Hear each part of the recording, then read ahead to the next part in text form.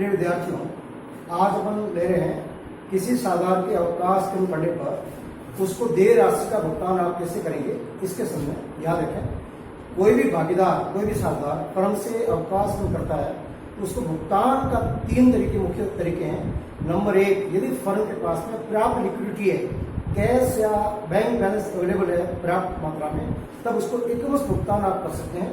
Number 1 तरीका। Number 2 तरीका है, यदि फर्म के पास में पर्याप्त लिक्विडिटी नहीं है तो उसको ऋण मानकर उसको एक किसी निश्चित ब्याज दर पर किस्तों में भुगतान करना, ये सेकंड तरीका है। और तीसरा तरीका वार्षिकी पेमेंट यानी एन्युटी मेथड। इसके अंतर्गत एज ए पेंशन यानी ब्याज जमा होता रहेगा जब तक जीवित है और उसको एक निश्चित जो अमाउंट है वो दिया जाएगा। अब इसके बारे में तीनों विधियां ले रहे हैं, तब कुछ इसके बारे में और विशेष सामग्री इसी के संबंध में रहेंगे। आज कुछ 5-6 क्वेश्चन अपने लिए हैं इस संदर्भ में। अलग अलग 3 तरीके होते हैं। नंबर 1 तरीका पूरा समझें, एकमुश्त भुगतान करना। नंबर 2, ऋण मानकर किस्तों में भुगतान करना। नंबर 3, वार्षिकी के द्वारा भुगतान करना। तो 3 तरीके हैं। अब अपना क्वेश्चन लेते हैं। क्वेश्चन आपका ये है, एबीसी एक फर्म में बराबर अनुपात में साझेदार है। सी 1 अप्रैल 2017 को अवकाश ग्रहण करता है। उस तिथि को समस्त समायोजनों के बाद उसका पूंजी खाता 50,000 रुपये। ये जो आपको जो है समस्त समायोजन का मूल्य होता है, आपको पढ़ा होगा। इसके अंतर्गत उसका जो प्रारंभिक पूंजी शेष है और इस प्रकार से अवितरित लाभ में हिस्सा है, ख्याति में हिस्सा है, संपत्ति दायित्व के कुल मिलान पर लाभ या हानि का जो परिणाम है उसमें जो उसका हिस्सा मिलने वाला है। उसी प्रकार से पॉलिसी, जॉइंट लाइफ पॉलिसी हो सकती है, सेपरेट लाइफ इंश्योरेंस पॉलिसी हो सकती है, उसमें जो हिस्सा है, अन्य कोई समझ में जो बातें हैं वो लेने के बाद उसका जो पूंजी खाते का जमा से हो रहा है 50,000 रुपये। फर्म से 50,000 रुपये मांग रहा है। अब आपसे हो रहा है निम्न परिस्थितियों में आवश्यक बनाइए। नंबर 1, सी को देय राशि भुगतान तुरंत किया जाए। मैंने आपको पहले विधि बताई है, उसमें आपको एकमुश्त भुगतान लंप सम अमाउंट में पेमेंट करना ये तभी संभव है जब फर्म के पास में पर्याप्त मात्रा में तरलता हो, लिक्विडिटी हो, कैश है, बैंक बैलेंस अवेलेबल हो। नंबर 2 तरीका है, सी को देय राशि उसके ऋण खाते में ट्रांसफर करना, ऋण मानकर उसको लोन करने, उसकी पूंजी के शेष को ऋण खाते में ट्रांसफर करना। उसके बाद तीसरा तरीका है, दोनों का मिश्रण, फर्स्ट और सेकंड का मिश्रण है। सी को देय राशि में से 50% भुगतान किया जाए और शेष 50% है उस ऋण खाते में ट्रांसफर किया जाए। आधा आपको पेमेंट कर दिया नकद, शेष ऋण मानकर। और भी कोई क्वेश्चन आपको दे सकते हैं। उसके बाद जो चौथा क्वेश्चन है वो है, सी को भुगतान 10% वार्षिक ब्याज दर पर 2 समान वार्षिक किस्तों में किया जाए। इसका आशय होता है उसको ऋण माना है और 2 समान किस्तें 50,000 2 का भाग देंगे, 25,000 की एनुअल किस्त होगी, लेकिन ब्याज आपको 10% जोड़कर फिर ब्याज सहित आपको किस्त चुकाना पड़ेगा। और अपना जो 5वां क्वेश्चन ये सेम है, या आपको समान वार्षिक किस्त बोली है या आपको समान अर्धवार्षिक किस्त बोली है। अर्धवार्षिक मतलब 6 महीने बाद, तो उसी प्रकार से 25,000 की किस्त होगी, ब्याज सहित आपको 6 महीने बाद आपको ब्याज जोड़ के पेमेंट करना पड़ेगा। इस तरह से सेकंड किस्त है उसमें भी ब्याज जोड़ के आपको पेमेंट करना पड़ेगा। और छठा जो पॉइंट दिया है वो आपको एन्युटी का मेथड है। तीसरा है, यानी उस सरकार को एन्युटी के रूप में, पेंशन के रूप में पेंशन देना, ब्याज तो जमा रहेगा लेकिन उसको निश्चित अमाउंट 10,000 बोला है दीजिए। और इसमें बोला है क्वेश्चन के अंदर जीवन राशि दी जाती है, ये मानती है कि सी की मृत्यु द्वितीय वार्षिकी के बाद तो उसकी डेथ हो गई और 2 किस्तें चुका दी, 2 किस्तें आपने ये एनुटी का पेमेंट किया, फिर उसकी वजह से उसकी डेथ हो जाती है। तो याद रखें ब्याज तो जमा होता रहेगा, लेकिन शेष पैसा बचेगा, रेवेन्यू अमाउंट शेष साझेदार ए व बी 1:1 में दोनों बांट के ले लेंगे। मान लो ये जीवित है और राशि अप्राप्त है इस खाते के अंदर एनुटी के अंतर्गत, तब आपको प्रॉफिट एंड लॉस अकाउंट से आपको व्यवस्था करके देनी पड़ेगी। इसके बारे में कल इसका क्वेश्चन देंगे। अब एक सजेशन बार है, हम एक सारे धन करते हैं। नंबर 1 आपको दिया है इसमें, नंबर 1 इसमें दिया है, सी को देय राशि का भुगतान तुरंत नकद में किया जाए। ये पहला तरीका है। बोले एक बार सुन लो, इस किसी भी साझेदार के अवकाश करने पर भुगतान के मुख्य 3 तरीके होते हैं। नंबर 1 तरीका होता है उसको लंप सम एकमुश्त भुगतान करना। ये तभी संभव है कि फर्म के पास में पर्याप्त मात्रा में कैश या बैंक बैलेंस लिक्विडिटी तरलता की उपस्थिति हो, मौजूद हो। इसके लिए आप एंट्री करेंगे, सीज अकाउंट दिया to bank to cash payment हो जाएगा।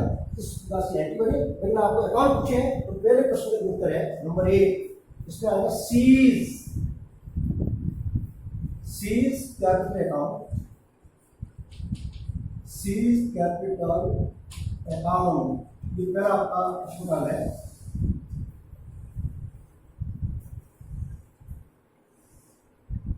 Date particulars amount, date particulars amount, date particulars amount, BR side और CR साइड। तो सीधी सी बात आप जानते हैं कैपिटल से CR है, जिसका 50,000 पे क्रेडिट से बोल रहा है, सारे एडजस्ट होने के बाद तो फंड से 50,000 किसी मांग रहा है। तो सबसे पहले सी के कुल खाते में इसके बैलेंस आएगा, वो आएगा 1 April 17 by balance BT, by balance BT 50,000 ये फंड से मांग रहा है। अब इसको एक मुश्त भुगतान करना है, सारा पेमेंट नकद करना है। तो यहाँ कीजिए 1 अप्रैल 17 उसी डेट को टू बैंक या टू कैश ऑब्लिक बैंक, जो भी आप चाहे ले सकते हैं, 50,000 ये आपके पहले प्रश्न होता है 50,000। तो पहला मेथड है फर्म द्वारा एक मुश्त भुगतान करना, नकद में पेमेंट करना, चेक से पेमेंट करना, ये आपका पहला मेथड है। अब इसके बाद में सेकंड जो इसी का टुकड़ा पूछा है, वो पूछा है सेकंड, सी को दे राशि ऋण खाते में ट्रांसफर करना है, ऋण माना जाए, लॉन माना जाए। अब यहाँ आपको इसका सीज दो अकाउंट नंबर 1 प्रश्न उत्तर है, और सेकंड जो है आपका सीधा मैं आपको लिखता हूं सीज कैपिटल अकाउंट,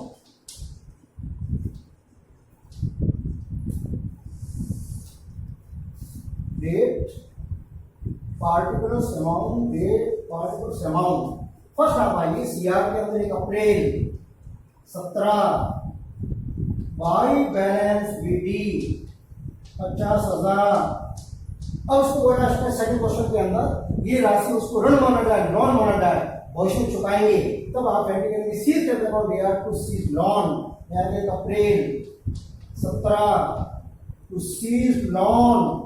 आप एंट्री पूछ सकते हैं, क्या एंट्री करोगे आप? जब किसी पार्टी को रिटार्ड हो रहा है, उसकी जो पूंजी का शेष है इसको ऋण मानते हैं, तो एंट्री आप करेंगे C's capital account dare to C's loan 50,000। ये आपका सेकंड प्रश्न होता है। अब आपको जो इसी संदर्भ में जो तीसरा टुकड़ा पूछा है, वो पूछा सी को दे रकम में से 50% नकद पेमेंट करना है और रिमेनिंग जो 50% है उसको ऋण के रूप में आपको ट्रांसफर है। पहले और दूसरे का जो आपका मिश्रण है, इन दोनों का ये आपका विश्व उत्तर तीसरे का फर्स्ट और सेकंड का। ये तीसरा क्वेश्चन यहाँ आएगा सीज कैपिटल अकाउंट,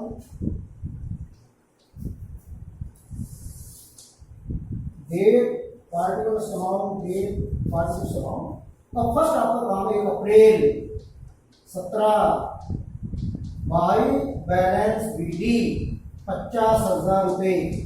अब आपको 50% आप उसको नकद पेमेंट कीजिए, उस राशि की नकद पेमेंट और आधी, और आधा आपको ऋण मानना है। तो यहाँ 1 April 17 to cash oblique bank, दोनों में इसको देख देखें 25,000 आधा, 50,000 का 50%, और इसी डेट को टू सीज लॉन 25,000 इसको भविष्य में चुकाएंगे ब्याज से, ये 50,000, ये 50,000।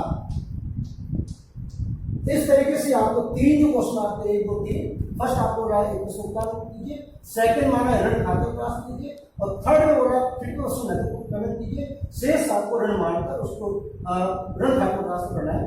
उसके बाद में नंबर 4 5 अब इसमें तो तीनों का चौथा जो है, अब देखिए क्वेश्चन जो चौथा आपको पूछा है, आप प्रश्न उठा के देखिए। इसमें इस चौथे क्वेश्चन में पूछा है आपको 10% वार्षिक ब्याज दर पर 2 समान वार्षिक किस्त पेमेंट करना है। क्वेश्चन 4 बोला 2 समान वार्षिक किस्तों में 10% वार्षिक ब्याज पर एनम, 10% वार्षिक किस्तों में भुगतान करना है। ये आपका चौथा क्वेश्चन है। अब आपको यहां आपको बनाना होगा C's loan account, C's on account, date, particulars, amount, date, particulars, amount। तो पहला काम आपको सीआर में आएगा, एक अप्रैल 17 याद रखें।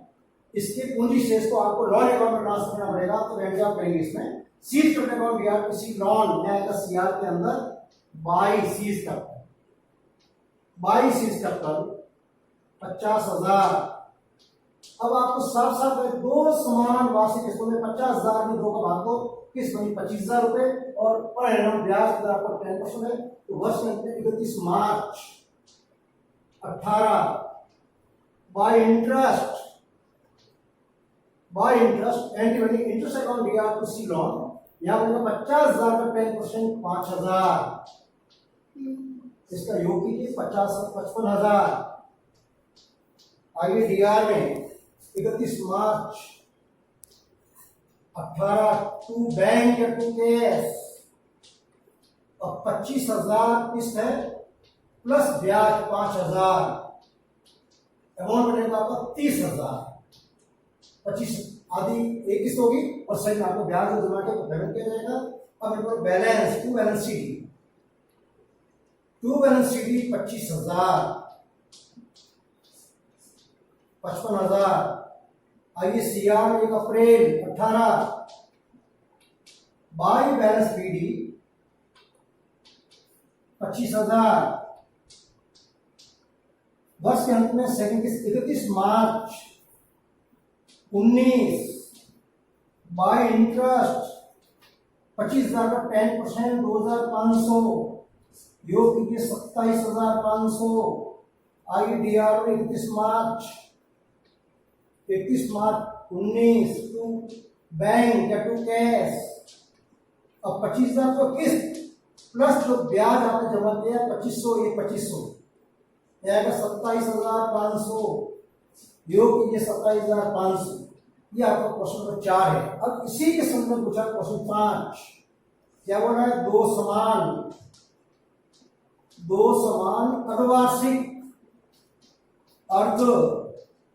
अर्धवार्षिक किस्तों में भुगतान 10% ब्याज की दर पर। अब आपको फिर से बनाना है C loan account, C loan account, date particulars amount DRCR. अब आपका वही सेम पहली बात है कि जो उसको ड्यू राशि है उसका जो पूंजी का शेष है उसको ऋण खाते में ट्रांसफर करना है। सीआर में आएगा 1 अप्रैल 17 बाई सीज कैपिटल 50,000। अब ध्यान देना पिछले क्वेश्चन में इसमें ये फर्क है, वो वार्षिक किस्ती या अर्धवार्षिक किस्ती है। तो एक साल में 2 अर्धवार्षिक किस्तों की आप जानते हैं 6 महीने बाद पेमेंट करना पड़ेगा, तो एक साल में सारा हो जाएगा। सबसे पहले आएगी पहली किस्त आएगी अप्रैल, मई, जून, जुलाई, अगस्त, सितंबर 30 सितंबर 17 बाई इंटरेस्ट 6 महीने बाद बाई इंटरेस्ट 50,000 का 10 साल का 5,000 होता है, आधे साल का 25, यहाँ होगा 2,500। इस चुकाई 30 सितंबर को, 30 सितंबर 17 टू बैंक 25,000, 2 किस्तें हैं 50,000 2 का भाग 2 किस्तों का प्लस 2,500 27,500। अब फिर 31 मार्च 18 बैलेंस नहीं मिलेगा, ध्यान रखना, क्योंकि प्रारंभ वर्ष के प्रारंभ बाद 6 महीने बाद किस्त, अगले 6 महीने बाद किस्त, पूरा साल में 2 किस्तें हो जाएगी। यहाँ पर बाई इंटरेस्ट। अब आप देखो अमाउंट बचा 25,000 और 25,000 का 2500 12 महीना होता है 1250, ब्याज बनेगा 1,250। अब आइए इसको पेमेंट कीजिए 31 March 18 to bank 25,000 plus 1250, amount बनेगा 26,250, योग कीजिए 53,750 और 53,750, ये आपको क्वेश्चन नंबर 5 का आंसर है। क्वेश्चन नंबर 6 है, ये आपका तीसरा मेथड है, मैंने आपसे बात की है। पहला मेथड आपको इक्वल भुगतान करना है, ऋण मानकर इसको पेमेंट करना। तीसरा तरीका होता है एनुटी सिस्टम। इस क्वेश्चन में पूछा 10% वार्षिक ब्याज दर पर 10,000 रुपये प्रतिवर्ष की जीवन पर्यंत वार्षिक की एनुटी दी जाती है, पेंशन। यह मानते हुए कि सी की मृत्यु द्वितीय वार्षिक के बाद सेकंड एनुटी चुका है, जस्ट उसकी डेथ होगी सेकंड ईयर के अंत में और उसको मृत्यु जाती है। आपको पूछा है भाई सीज एनुटी, यह कौन बनेगा? सीज एनुटी अकाउंट या सीज एनुटी सस्पेंस अकाउंट कह सकते हैं आप।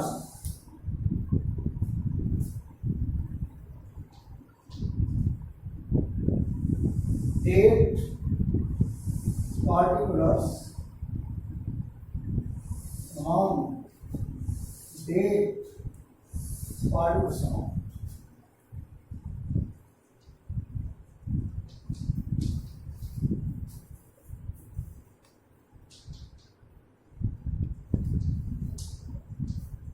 NDFC। अब जानना इसमें आपकी दो स्थितियां होती है, फिर आप इसकी थोड़ी समझें। जब वार्षिक अकाउंट बनाया जाता है उस समय याद रखें कि ब्याज बनेगा वो ब्याज नहीं चुकाना है। आपको 10,000 रुपये की एनुटी है, आपको जब तक जीवित है आपको 10,000 पर ईयर पेमेंट करना पड़ेगा। अब उसके बाद बोला कि 2 किस्त चुकाने के बाद उसकी मृत्यु हो जाती है, तो शेष पैसा बचेगा दूसरी किस्त के बाद, वो रिमेनिंग अमाउंट है शेष साझेदारों में उनके पुराने लाभ अनुपात से बांट दिया। मान लो जीवित है और अमाउंट कम पड़ेगा एनुटी में, तो आपको प्रॉफिट एंड लॉस अकाउंट से व्यवस्था करके उसको भुगतान करना पड़ेगा। अब इस प्रश्न को आप कैसे करते हैं देखना। फर्स्ट पहला आपका काम है 1 अप्रैल 17 बाय सीज कैपिटल, पूंजी खाते की शेष को हमने एनुटी ट्रांसफर किया 50,000। अब 31 मार्च 18 बाय इंटरेस्ट 50,000 का 10% 5,000। अब आइए डीआर में 31 मार्च 18 टू बैंक 10,000 सिर्फ, ब्याज को नहीं जोड़ना है, लोन अकाउंट नहीं है, जो एनुटी अकाउंट है ब्याज जमा रहेगा, केवल जो उसको बोला है 10,000 पर ईयर ये आपको उसको पेमेंट करना है। अब आप देखा इसका balance to balance sheet, to balance sheet CR के 55,000 55 10 कटाइए 45,000 55,000 बैलेंस फॉरवर्ड कीजिए 1 अप्रैल 18 बाई बैलेंस बी 45,000 और फिर 31 मार्च 19 बाई इंटरेस्ट 45,000 का 10% 4500 साल का 4,500। अब ध्यान देना, अब इसमें बोला है कि 31 मार्च सेकंड जो इंस्टॉलमेंट चुकाओगे एनुटी चुकाओगे आप, डीआर लिखिएगा 31 मार्च 19 टू बैंक 10,000, एनुटी अकाउंट है 10,000। अब इसमें बोला कि सेकंड जो वार्षिक चुकाने जस्ट उसकी डेथ होगी। अब देखो 45,000 और 45 जोड़िए 49,500, इसके योग है 49,500। 49,500 10,000 का पेमेंट कर दिया, उसके बाद जो रेवेन्यू अमाउंट है उससे साझेदार बांट कर ले लेंगे अपने लाभ अनुपात से, कारण उसके सेकंड किस्त चुका दे जस्ट उसके बाद उसकी डेथ होगी। And to A's capital to B's capital to B's capital. अब यहाँ अमाउंट किसने 49,000 को 10 घटाइए 39,500, 39,500 को आपको बांटना 1:2 को भाग दीजिए 1938 1 7 14 1 19,750 किसको मिलेगा 19,750 19,750, क्योंकि इसी की डेथ होगी तो रिमेनिंग की अमाउंट की शेष बची राशि है, शेष साझेदारों के अंदर उनके लाभ हानि अनुपात से हमको क्रेडिट करना पड़ेगा। नेक्स्ट अपन इसी के संदर्भ में स्पेशल क्वेश्चन है, कल अगली वीडियो में पढ़ेंगे। धन्यवाद।